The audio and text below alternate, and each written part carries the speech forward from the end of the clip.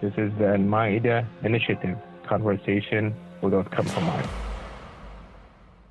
So it's like when white people share these sentiments that I think are detached from other people's experiences and detached from the Black community's experience in a lot of ways in these scenarios, and media and just things they know of history, things their parents have been through, that to me, it reinforces some of the stereotypes that Black people have of you really don't understand the Black experience. You know what I'm saying? So, yeah. I think, yeah. So you need equal weights and measures. Mm-hmm. You need to listen well. But I think we have to do something about this culture of fear. Yes. And that's on several levels, right? Mm-hmm. That's one, the fear that someone may have subconsciously when they see someone who's Black, mm-hmm.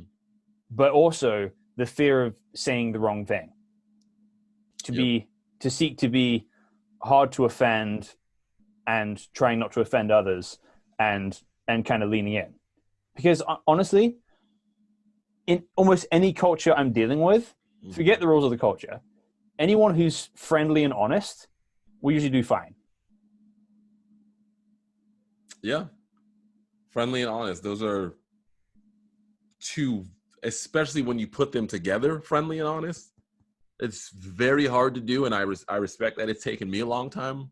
I credit people like Greg Kokel and Ravi Zacharias, rest in power, with helping me to get to a point where you can hear other people who maybe even violently not like physically violent, but aggressively disagree with you, still be friendly. I have a friend who I've been talking to a lot around all this, who I'm truly thankful to God for, because he thinks very differently on these issues, at least the way he communicates about it. But we have both been friendly and honest, and it's really helped me. It's helped me to not skewer my opinion to think honestly that white people just don't care. Like it's prevented me from feeling like I'm right in thinking that because this continues to happen, white people don't care. And I really think when you cancel people and you alienate yourself from people who don't agree with you, you just reinforce you. You know what I'm saying? And you don't you can't. I mean, I know this is obvious, but you can't get through life alone. You know what I'm saying? You're not an island. You can't figure these issues out on your own. So if white people continue to alienate Black people because they don't buy some of the stories they're saying, or vice versa, it will just continue to reinforce these two camps, and we'll just keep seeing what we've been seeing. You know what I mean? I think we need people who care deeply about people.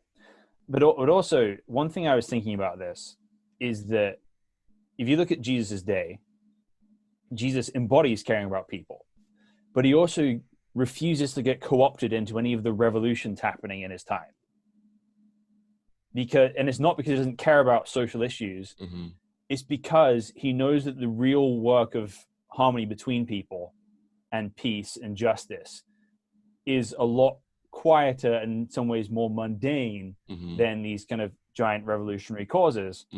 And the real work doesn't necessarily look like holding a flag, standing in the streets. It's food. It's conversation.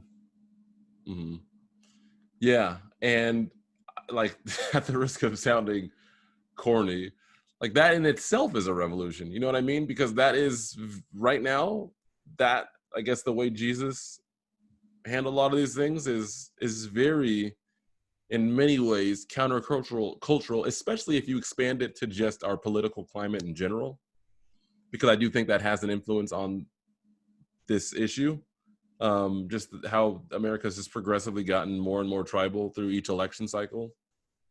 So yeah, I that's very insightful for you to point out, with Jesus not getting caught up in, the disciples thinking that Jesus was going to be this revolutionary figure, even though he was, just not in the way that they imagined it would be. So, and that's not to take away anyone's expression of how they choose to act. Like God, like I said earlier, God gives everybody different especially the church. I would say, I mean, I'm really talking about the church, gives everybody different gifts and things to do. But I think honoring other people's different ways of processing this and dealing with this is really important right now. Yeah, if that makes sense kind of with what you just said. Yeah. And I think the big difference is that I've been saying it out somewhat arbitrary, but revolution versus reformation, right? Revolution is all about finding the system, tearing it down and replacing it with something. Reformation is about building something. It's about building something better and having something to work on.